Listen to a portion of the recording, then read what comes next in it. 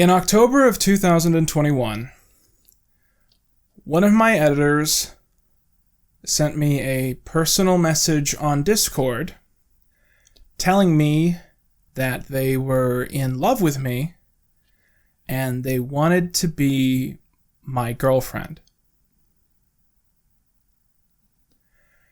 And I wasn't really interested in this proposal for a myriad of reasons. The biggest being that I just didn't want to be in a relationship with this person. And I basically, from that moment forwards, had to do my best to turn this person down without turning it into a gigantic mess. And at the end of the day, I guess I failed at that. I guess I was not successful at turning these investments down without causing a lot of trouble. And it's now gone to the point where I kind of have to sit down and tell you guys this story, which I never wanted to stress you guys out about this thing that happened that made me uncomfortable. And just kind of telling you my story, what happened, and why I feel how I feel about the situation. For those of you who don't know, which is probably most of you, that former editor has recently made kind of a gimmick out of creating kind of clickbaity accusation content, where basically they have attempted to take their side of the story and kind of cut it up into pieces and try to tell it in a way that makes me seem like an abuser. And they've been doing this basically for 2 years now to try and get a reaction out of me. They've been following me around on every social media site they can find me on, just trying to get a reaction out of me. And I guess I've spent so much time trying to be mature, trying not to instigate anything further, because I hate drama, and I really don't like starting stuff, but it's just gotten to a point where I need you guys to know what happened. I need you guys to know how this kind of hurt me in a big way, and why I cut this person out of my life, and the real story behind what happened, and not the version of the story they made up for clicks. Okay, so I'll take you back. When I made the first iCarly video, it was one of the strangest ideas I'd ever had. Up to that point in my career, I'd been striving for short-form content. I'd often been told by other YouTubers that making content over 40 minutes, is a death wish. Content that's so long, that long, doesn't perform well on YouTube. Everybody's got to make 20 to 30-minute content. That was my mantra.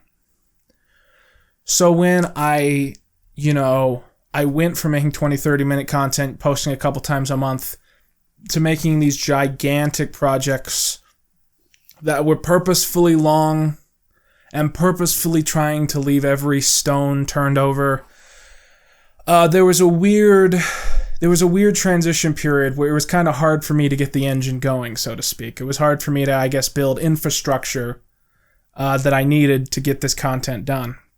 One of the first things I realized when I started writing the iCarly project, and I had a good 100 pages written, was that it was fundamentally impossible for me to continue being my primary editor. In the past, I had strived to edit every video I could. I would typically only hire editors towards the end of the year.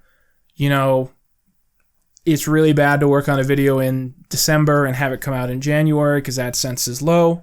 Ads are high in January, so I would typically hire editors, I'd say towards the end of the year, November, December, to try and just get a few extra videos out. But I typically liked editing my own videos. And I developed a style that I thought was very specific when it came to how my videos were edited. But I realized that if I edited the iCarly videos, the length those videos would take to make would double. And I would miss deadlines that I was aiming for. So I realized I had to suck it up, and I had to hire people to try and emulate my style. So I put out a thing on Twitter and a thing on Discord saying that I was trying to audition YouTubers. And from my memory, what it was is I recorded the audio for the iCarly pilot review. And I told everyone who applied to try and edit that audio with video from the episode. Try and edit that together into a review in my style. And basically my goal was I'd see who could figure out the style, who could make content that looked like it was for my channel. And starting off, I had a really, really hard time finding people that passed the audition. Because like I said, it was kind of a new idea, the iCarly videos. I hadn't done it before. I'd argue I was ripping off like History of Power Rangers, but it was kind of uncommon, and it was hard to find people that understood the concept of like a long form breakdown, and people who had actually seen my videos. So many of the people that auditioned around that time just had never seen a Quid and Reviews video before, and they had no idea what my style was. I'm setting up a lot of information here, but I hope you'll understand this context comes into play a little bit down the line. So this one person in my Discord asked to audition, and they passed, and they were the first person to do an edit of the iCarly pilot review to the standards that I wanted. Of course, I asked for revisions. There were a few points where I had to make points of correction, where I had to give notes, but they were basically the first person I hired, and that is the editor that is the topic of this video. I had met this person a few moons before this, when we had both gone to the Nathan Masry Zoom call meeting. And they had joined my Discord shortly after that, and that's how I met them. And I kind of knew them. They had banter. But they had become quickly interested in my content, and they applied to be an editor. And like I said, their edit of the pilot video, the pilot episode was really good. So I hired them, and I asked them to start editing for me. And my goal was to then hire more and more people.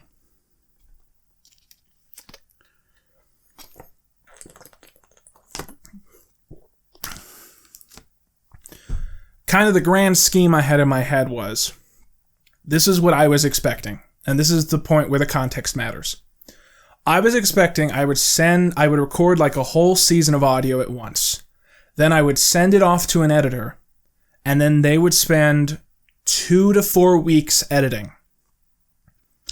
And my plan was, as they spent a couple weeks editing, then I would start writing and recording the next season of content. And then I would send that content to another editor. So the plan was I'd have numerous editors kind of doing this at once, so there was no pressure for one editor to kind of like rush through material so they could immediately jump on another episode. And that was my plan. I was like, this material should take probably 2 weeks at minimum. And while this happens, while one editor is doing material, I'll have material sent to another editor. So this is what actually happened, which is not what I was planning. I sent this editor the material that I had recorded for the first season of iCarly. Then I was spending a few days kind of trying to get it back into the headspace. I had an intermission to record that was short, but I had to record it. Then I had to write season 2. And I think about 2.5 days after I sent that audio off, she messages me and she's done. She's done with like 90 minutes of material in 2.5 days or something like that. And I was awestruck because I was like, I've never edited at that pace ever in my career. I don't know anyone who edits at that pace. And so I opened up the timeline, and I'm going to try and not be too, I'm going to try and not exaggerate here. But there were a lot of problems. There were a lot of issues in the timeline, and I felt kind of bad because basically what happened after that is I just started sending this editor a wall of things that were wrong. I think at this point, people were still sending video files as the edit. Like, oh, here's a video file of what I edited. But at that specific point, I had to step in and go, hey, instead of sending the video file, send me your Adobe timeline. And I will go in and connect every file, and any file that you created that I didn't send you, you have to also send. Since then, this is universally how I do my work. Universally. And that's why I only hire people who use Adobe Premiere Pro, because if you don't use Adobe Premiere Pro, I'm out of luck. I can't fix any minor nitpicks. But anyway, so she sent me the project file, and I went through, and it took me, I think, the same amount of time to fix everything. Do you understand? So if it took her 2 days to edit this originally, it took me 2 days to fix it. And I think this is very, very important to tell you. I know it sounds petty that I'm telling you this, but this is an extremely important part of the story. I had to put in a lot of labor to correct this person's material, and my initial thought was like, she's just kind of rushing through it. But I had so few people that understood my vision and were enthusiastic about it that I decided to continue working with her until I could find better opportunities. And I know that sounds harsh, but, you know, at the end of the day, I decided if I did this right, it would take me 2.5 weeks. But at the end of the day, it's taken 6 days. That's cut down on time. So I kept giving her material. Now, the weird thing that ended up starting to happen was that she started being really, really impatient about getting new stuff to cut down. And what I mean is, my expectation was if I gave this material to editors, I could dedicate more time to watching episodes, taking notes, writing the script, sorting it all, finding like the thematic nodes, trying to figure out how to sort the episodes because I wasn't doing it chronologically back then, and all this other stuff. I thought if I have other people do the edits, be my editors, I can focus full time on watching episodes and writing the analysis. But because so much of my time was kind of eaten up correcting some of this stuff, I was starting to get a little late writing my season reviews. And she started to be very kind of judgmental and passive-aggressive about the fact that she didn't have enough material to edit. And I never confronted her about this, but it made me kind of frustrated because I kind of said to myself, well, if you had spent, 2 weeks like I had expected, then this wouldn't be a problem because I would have more stuff written by now. So there was always a little bit of tension there, kind of a little bit of a microaggression. Just because she was churning out stuff really quickly and she expected me to speed up as well. But besides from that, she was a very supportive, cool person. She sent a lot of kind notes. She told me which jokes she liked.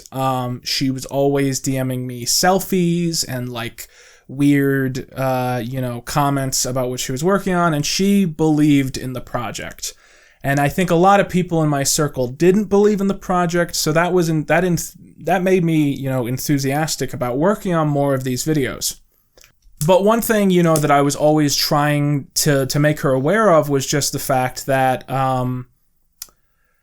it was just the fact that I had other people I was looking to hire that I was trying to find time for, trying to find material for, and I was always telling her, you don't have to stress about, getting material done by certain date or anything. If you can't edit on these videos, I will just give the material to someone else. And I don't want you to feel pressured to work on this stuff. I had to say this stuff to her because she was so enthusiastic about doing the material, about being editor number one, about always being the person who was sent the material. And this stayed consistent across iCarly 1 and the end of iCarly. By the end of iCarly Part 2, she had gone back to school, and she had requested more time for school, and I ended up saying, yeah, that's fine. But also I had started to build up a really good team of other editors that turned around material kind of the way that I wanted. And again, I don't want to sound mean or exaggerate, but these were editors. I would give them material. They'd spend 2 to 3 weeks working on the material. Then they'd send me back the material, and I wouldn't have to change shit. Okay? Maybe occasionally there'd be a moment where I'd think, oh, a comedic pause would be funny here. But for the most part, I had just, started to collect up editors that were editing at a pace that I was much more happy with, and I was getting edits that had a really good quality, and I was just getting very content with the team that I was working with. To the point that I started to look back at those iCarly videos, and I started being like, man, I wish I had... There's some issues there. I wish I'd had more time to fix stuff. Because to this day, I rewatch iCarly parts 1 and 2, and there's some, massively disorienting editing, I think. And in my opinion, if you watch Victorious Part 1 and compare it to iCarly Part 1, the editing in Victorious Part 1 is so much less disorienting. And I wish I had the team I have today to work on the original iCarly videos. But that's not really the story. That's just a side tangent. The point here is that after we agreed that she was only going to work on the iCarly videos, I started working on the Victorious videos, and she elected herself to be like a ghost writer. She wanted to watch these Victorious episodes at the same pace that I was, although she typically would watch them at an impossibly fast pace, and she wanted to give me jokes and notes and rants I could go on. She was basically trying to be my ghostwriter, and I think there's one joke in Victorious Part 1 that she did right. But a lot of the other material she would send me would be really odd and hyper-specific and sometimes inappropriate, sometimes really sexual analysis of the Season 1 Victorious stuff. Kind of made me uncomfortable from time to time. But the point is that shortly after iCarly Part 2 came out, she sent me what was the first message that really set off red alarms. Something's wrong. We're on red alert. Something's wrong. And at the end of the day, I think I just have to kind of pull some of this out and just show it to you. So these are the start to the DMs that were kind of inappropriate in a way that made me uncomfortable. And I usually would strive not to show this stuff because it's embarrassing, but I feel it's important to present this stuff to show my side of the story. So this is after she was not on the payroll. I didn't know about any of this until after she had stopped working for me. Because there was a span after she stopped working for me where she was just kind of one of my friends. And then in October, shit went down. But this is what happened straight after iCarly Part 2 came out. Hey, I'm fucking tired and quite drunk, so I have no shame in asking this anymore. But what do you think of me? It's been something that's been occupying my head for such a fucking long time, and I've been too anxiety-ridden to ask because I don't want to drive people away from me. Fuck, I really like you, and I think you're cute, and you're a wonderful person, but I guess I always fear that other people think of me. I guess I always fear what other people think of me. I just don't want to come off as too imposing or creepy to anyone, and especially not you. And I felt really uncomfortable. This was not the October DM. This was one of the early DMs. And I felt really uncomfortable. Because this has never happened to me before. I'd never been put in a situation where I kind of need an HR department. Where suddenly somebody that's just a fan, an acquaintance of mine, but primarily a fan and somebody on my payroll, they've kind of asked me out. And I was like, I wanted to kind of take this as them being drunk, and I wanted to kind of indicate, oh, we're just chill, we're pals, and I'll admit what I wrote is not how I should have approached this to start off, but I was hoping if I ignored the problem, it would go away. This is what I wrote. I think you're an awesome, funny person and a great friend, and I'm grateful to have you around. Now get some rest, hun. And then I wrote, you my homie.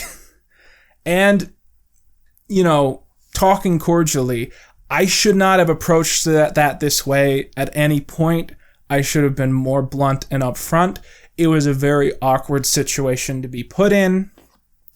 But I was hoping if I left in some tone indicators saying stuff like, you're my friend, you're my homie, I was hoping she would get the gist and she would kind of stop sending me messages like these. Later on, she sent me notes from watching episodes of Victorious, She had gotten heavily intoxicated while taking these notes, and in the notes was again a statement that she had feelings for me. And I just had this sense that things were gonna get bad. And then late into the night of October the 31st, she sent me this message. I guess technically it was in November, but the point is she sent me this message, which again I would typically not release, but she's kind of forced my hand. Hey Quentin, so there isn't any good way to sugarcoat this, and I'm tired as hell and quite drunk. Again, she's drunk. So I'm just gonna say it now and let future deal with the fallout. I think I have feelings for you. Like, I like you. I like you. Yes, in that way. I think you're just so fucking cute and sweet and amazing. I've been too scared to say it because I don't want to drive you away from me, and I don't want things too before awkward between us, like at all. I genuinely care about you, and you're an amazing human being. This is not a joke at all, but I just want you to know that I like you. I really do. I'm my tired self and is tired of keeping it hidden, lol. I'm just graduating in December and moving up to redacted, so I have nothing left to lose anymore, I guess. Lol. Anyway, I don't know how to end this, so I'll just use a pickup line my friend made up, but I really like it because it sums up how I feel about you. I saw that you called me the linchpin for the iCarly videos. Could I be the linchpin in your love life too?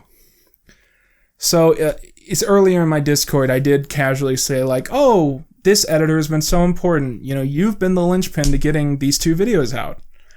So then she turned around and sent me that message. Now, at this point in the video, you might be thinking like, why is he telling us all this? And I'll get around to it in a second. But this was the message she sent to me, and it was very obvious at this point I couldn't just get around it. I couldn't just ignore it. I had to respond somehow. I reached out to one of my closest friends, and I said, look, how do we go about this? What is the message we send? Because there was never a moment of hesitation. I didn't want to be in a relationship with her. And you'll find out in a moment why. But I basically said to him, like, look, this is someone that's gotten quite close to me in like the past 6 months. They worked on my videos for a few months. And now they've sent me this message that makes me feel kind of uncomfortable, and they've just flat out said that they have very strong feelings for me and they want to be my girlfriend, and I need to find a way to turn her down in a way that will not make shit worse and will not hurt her feelings and will not put her in a really bad place. So, somehow we ended up writing this several paragraph message that included a list, and I guess I should read this.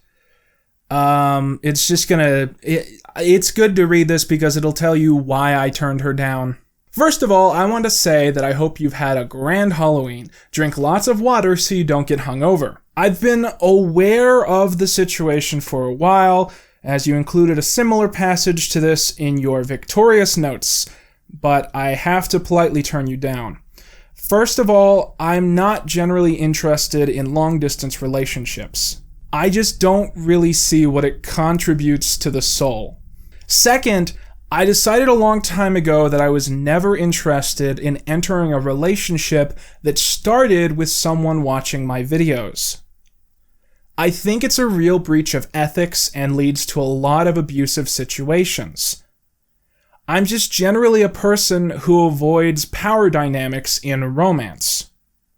Thirdly, I can't imagine dating someone on my staff. You being on the payroll by itself lends itself to abuse in a potential relationship. And fourth, I just really don't see you that way, and I hope that's alright with you. I hope you understand that I still think you're swell, and I really appreciate your friendship, but I'm just not interested in a relationship. And I hope you understand this is a little uncomfortable for me, but I've seen it incoming for some time. It's hard when you don't have an HR department. Again, I just hope you understand the situation, that you're respectful of it, and you don't try to find any loopholes or whatever in my explanation. Again, I think you're a really great friend, and I think you'll find somebody else, but this just isn't me, I'm afraid. So, at this point in the story, you're probably thinking, Quentin, why the fuck are you telling us about this? And I think you have a valid reason to think that's worth questioning. Because I've often believed that at some point, when it comes to me as the creator and you as the audience, and the weird parasocial, complications there, it's not your responsibility to be mad at people on my behalf. You know what I mean? Like, I'll give you an example. There are YouTubers that I don't like. I have beef with them. I'm pissed off at them. I don't like them. But I've always thought I would be a kind of a dick if I went around posting videos like, you can't watch that skit YouTuber. They were mean to me at a party once. And when I was younger, I was less mature about this stuff. And I'm sure you guys are going to point out all the times I haven't held myself to this standard. But the reason I didn't talk about this for so long was that I strongly believed, A, it wasn't your responsibility to care that this had happened. And B, I thought if I talked about this, my fan base would flog this person down and it would be borderline harassment. And I guess just C is I really respect everybody's right to have kind of these private things, to have these private disagreements. It doesn't have to be on fucking Keemstar. And that's why I didn't talk about it for almost 2 years. But what ended up happening was I sent this message, and this was the last time we talked on Discord.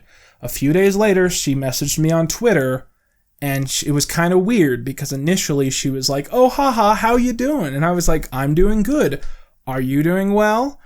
And she said to me, "Oh yeah, I'm doing great. By the way, I'm too anxious to log back onto Discord. Did you say yes to me asking you out?" And I said no, because I'm not really interested in a relationship, and there were a lot of ethical tie-ups. And she said, okay. All right, that, she was chill about it. Until, I think about a day later, she messaged me again, and she said, I logged into Discord, I looked at what you wrote, and I'm pissed off at you. And I'm pissed off at you, and I'm angry at you, and I'm going to tell you why I hate you.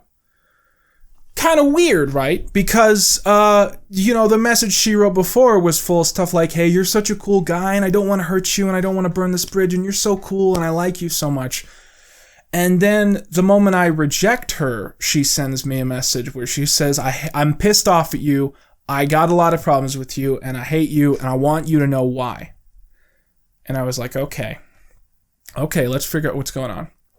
Now, I don't know if I can find the Twitter DMs, because Twitter DMs just get wiped a lot easier than other stuff. And I think I've blocked this person for a long time.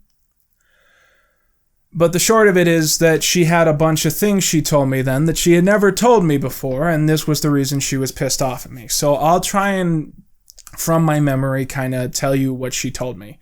What she told me was, she said, "When I was editing for your videos, I sacrificed everything in my life. I didn't see friends. I skipped out on school. I didn't see family." And she told me, she said, "And I didn't sleep." She told me, "I didn't sleep working on your videos because I wanted them I wanted to get them out fast enough to impress you. And you abused my feelings to get me to work that hard." And I was just shocked, because I was like, I never asked you to do that. I never asked you to skip out on sleep. I never asked you to turn around a 90-minute timeline in 3 days. I never requested those things. I mean, I had told her, if you can get this back to me in 2 or 3 weeks, and she would always kind of rush through them, And suddenly it made sense why these timelines were so hectic. I mean, sometimes she would turn in timelines that still had, the raw material in it, Like, it would just be 10 minutes of stuff that hadn't even been edited down. Do you know what I mean? It would just be all the bloopers and all the outtakes still in the timeline, and I was always confused how you can leave that in without noticing. And editing for 2.5 days without sleep will do that to you. Like it totally makes sense that she was, now I realize it makes sense that she must have been doing that because the editing was so weird on those timelines. And she had a bunch of other stuff. She was like, I wanted to be paid more. You didn't pay me enough. You didn't pay me enough, and you were abusing my feelings to get me to accept less of a paycheck. And I paid her the number she suggested. The first time, I'll tell you exactly what I paid her. For the first iCarly video, I paid her $2,000. For the second iCarly video, I offered $1,400 because I wasn't sure the video was going to do well and there had been a lot of issues. And she said, no, I want $1,700. So I sent her $1,700. I'm quickly inserting something here, which is important for context that I forgot to mention, which is that this editor has consistently claimed that they were the only editor on these videos. So this is a lie. There were other editors working on the iCarly videos, other editors that I hired to do certain parts, and more importantly, anytime you see a camcorder shot or an intermission in those videos, I edited that. For a very long time, I edited all camcorder shots and I edited all intermission material. I've recently kind of been a little more lenient on that. But for those older videos, on average, I want to say I edited like 40 to 50% of the video.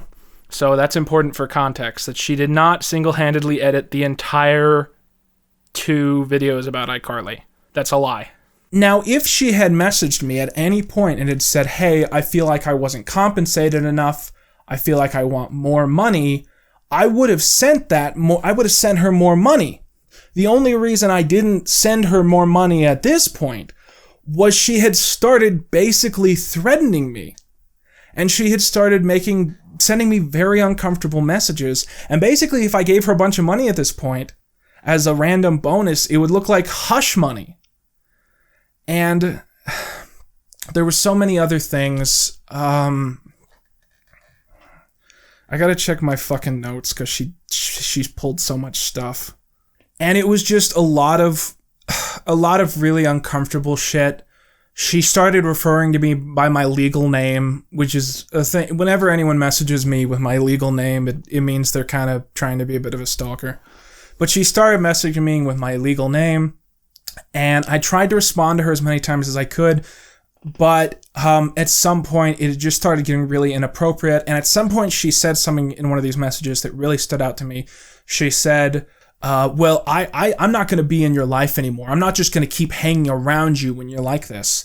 And I felt so weird because it was like, as soon as it got to this point, the offer for you to keep being in my life was rescinded. Like, you will never be in my life again because I actually feel kind of hurt by what you've pulled here. And I kind of blocked her at some point, and after that, she started to kind of make her entire social media presence kind of telling these tall tales about how I ran, a sweatshop of editors and how I didn't pay editors anything. And how I abused her feelings, and she was always vague posting, and it just got to this point where, like a couple times a month, usually once every 2 months, she'd have a new post somewhere that had gone semi-viral, and I had a bunch of people tagging me, and it got to the point that she kind of stopped feeling like a person that used to be on my editing team, and she started to feel like someone who had been in my life for a few months, who I now kind of consider basically like my stalker. That's how I view her now. It's got to the point where I'm worried if I keep doing public events, she's going to start trying to show up to them. The weird thing is that I did feel initially really guilty because it is true that over time I've found a more consistent way to pay my editors. I used to pay my editors when the video came out, when the turnaround was kind of quick, but now I pay my editors when they send the timeline in after I've finished watching it, which luckily doesn't take more than maybe an hour or two. And I do have a better system, where I pay my editors on average a lot more. There's been many times in these videos where I've said to you guys, if I want you guys to support me on Patreon so I can have more money for my editors. That's not a lie. The point of plugging the Patreon is so I can have more money to give to my editors. When I was working on the iCarly videos, I was not that successful of a YouTube channel, and I'd taken many months off from working on the channel. I didn't have a lot of money. So, I definitely pay my editors more now than I used to. And I guess, I guess what I want to say is if I had known she was pushing herself that hard, that she was avoiding sleeping and going to social gatherings and all this stuff, and she was making herself sick, if she had told me all that, I would have I not only would have paid her more, I would have taken her off the team immediately, because I don't want my editors to do that to themselves. And it never occurred to me that might be what was going on, that she'd become that obsessed and she was pushing herself to a point that it wasn't healthy to work on the channel. And now I have to be actively worried about that. If I have an editor that sends back material too quickly, I have to go like, hey, don't cut your friends out of your life. Don't avoid sleeping or eating. I am not in a rush here. And I just want you to have a healthy time working on the channel, because I don't want anybody to hurt themselves working on my content. That was never my goal. And if I had ever been told that before this incident, I would have dealt with it. But it was something that was kept from me until it was a point of just being used basically in a threatening way. And since then, this editor, who was a smaller content creator at the time, has basically gone on following me all around on every social media account and basically trying to make like these posts kind of like, Quidden Reviews Exposed. I work with Quidden Reviews and this is what it was like. And I've often been told about it. Usually I'm too anxious to look at it, but basically a lot of it are non-truths or some half-truths told in a way that is incorrect on purpose.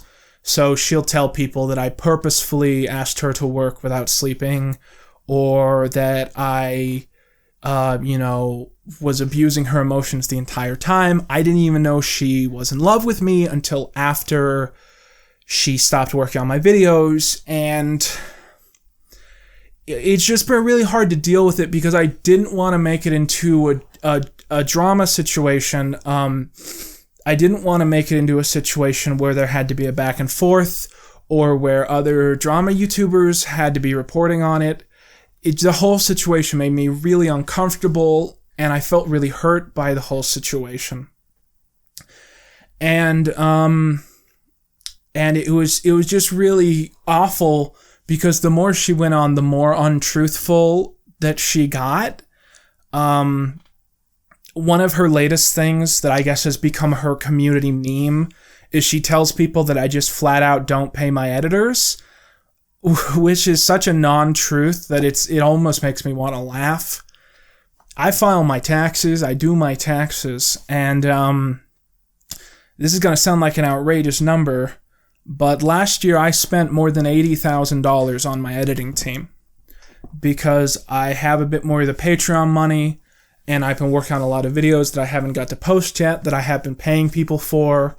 And even though I haven't got a lot of work out in the past year and a half, I have a lot of work I've been commissioning. And so I spent that much money, and it's just crazy to think, like, I have this person out there saying that I don't pay my editors, when I pay my editors so much that I could have bought a house with the amount of money that I paid them last year. And it's just spiraled so much over the past 2 years, and it's gotten so out of control. And at the end of the day, when this comes out, there's going to be a lot of people that come to my comments and they're going to be like, "Oh, Quentin, this isn't an apology. You're posting this like it's an apology video." But but you're not really apologizing. I have like a few things I want to say to that. First of all, I've learned a lot of stuff doing these long videos that I didn't really know going in. For instance, I should have seen somebody turning around content so quickly as like a red flag, and I should have had a more consistent method of figuring out, the first offer for what I was paying people. And those are all things that I've learned from and that I've corrected course on, and I have an editor team today, which I like to think is primarily not mad at me. Primarily, the work I've done with them does not reflect the claims that have been made. But I guess the big thing, the big reason that this video isn't going to sound like an apology is that it's kind of not an apology. I just need you guys to understand how upset this made me. Because, and I know I'm interpreting this, I'm reading into this, but the way that everything fell apart and the way that everything went down, basically the only interpretation I had left at the end of the day was that this editor already kind of had feelings for me, and that they joined the editing team and tried so hard to overwork themselves because they wanted to impress me in some way. And that at some point they were probably, they maybe only joined my editor team to try and be my girlfriend. And maybe that's not what happened. It's just what it really seems like. It seems like they were very nice and happy to me when in the months leading up to these events, and as soon as I told them I didn't want to be their boyfriend, they hated me so much that their entire online brand is that they hate me and they want to say these things about me. And it makes me really uncomfortable to think that there are people that could interact with me with that kind of motivation. I think that I think I shouldn't have to worry about people joining my projects because they want to kind of coerce me into dating them. It was just a really awful thing to have to go through, and I have a lot of trust issues because of it. And I feel kind of hurt by what happened. And I never wanted revenge. I never wanted retribution. I never wanted people to harass this person or to go after them. I never wanted people to stop watching them because of this. I just wanted some level of privacy because this really did hurt me in a big way. And I just wanted some level of privacy and to kind of be left alone, because this was a very inappropriate thing that a person did that made me really uncomfortable and made it really hard for me to trust people. And I just wanted to let it go. But the fact that I have so many people now that come to me and they say like, hey, there's allegations. Can you respond to the allegations? It really sucks. And I know it's a cliche, but I didn't want to make this video until I had to, but it's been obvious for a while that I had to make the video. And I just need you guys to understand that this thing happened, that I didn't like that it happened. I didn't like that I felt like someone manipulated me in this way. And I'm just so tired. I'm so tired of having to deal with it and having to see it. I don't want revenge. I don't want retribution. All I've wanted since this happened was for this person to accept that they're not a main character in my life, that they're never, because that's what it felt like. The total anger that was directed at me because I said no. it felt like, I still believe this is what the situation is. She's mad because I didn't want to be her boyfriend. And she got even more mad when I no longer wanted her in my life. And now her whole online presence is about forcing herself into my life. And, you know,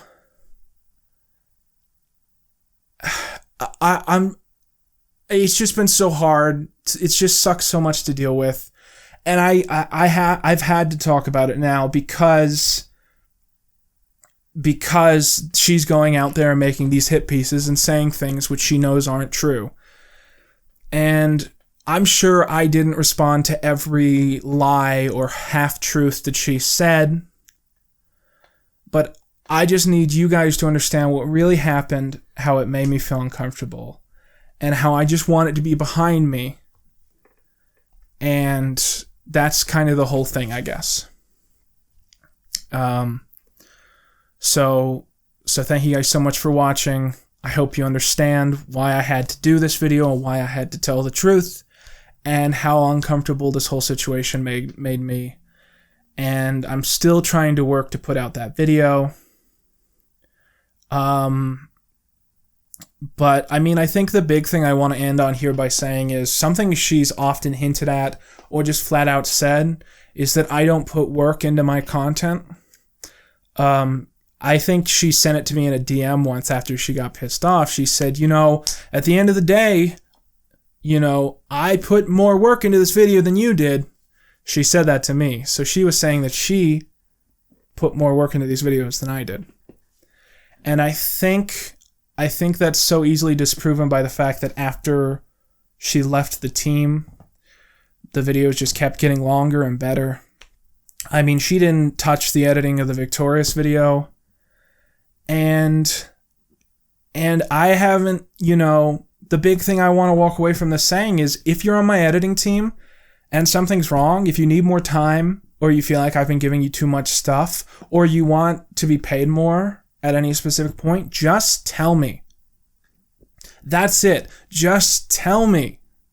Because, you know, if you need more, if you think you deserve more, just tell me. Then we can have the conversation. But you don't ask me out, react negatively to get rejected, and then bring up money in a threatening way. That's not how you do things. I would have given her more money if she'd asked for it before she did this. And I just want my editor team to know that they're comfortable. If they can't work, they don't need to work. If they need more money, we'll just try and see what we can figure out.